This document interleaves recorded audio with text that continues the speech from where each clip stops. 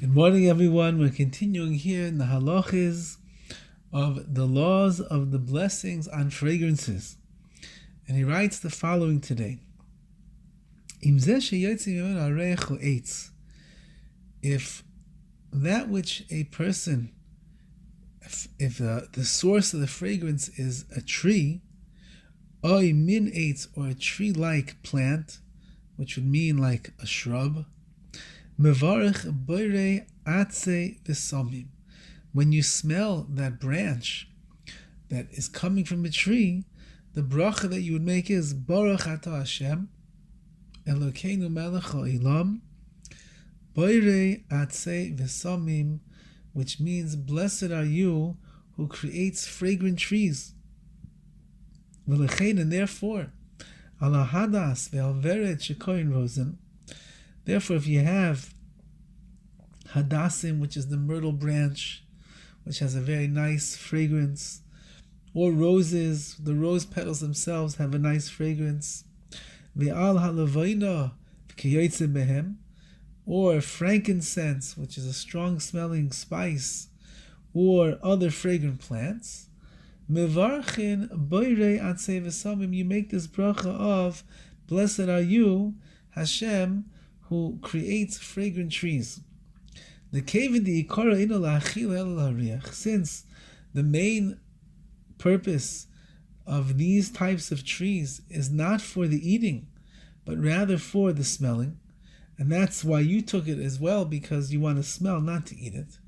Cave the ikara ino la'achil el la'riach la'avi pri. Therefore, it's not considered to be a fruit, like we had yesterday in the bracha, where we make a bracha based upon the noisein that Hashem nosan reach tov pears, that Hashem placed the fragrant smell inside the fruits.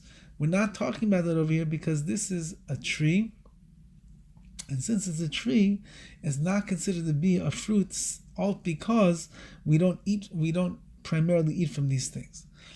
Now he writes, Al pilpulin v'al zangvil. However, a person smells pepper or ginger, there are those who say that you would make a bracha on the smell of those. And there are those who say no, you don't make a bracha on them. Why? Because they're like seasonings. They're like spices for a dish.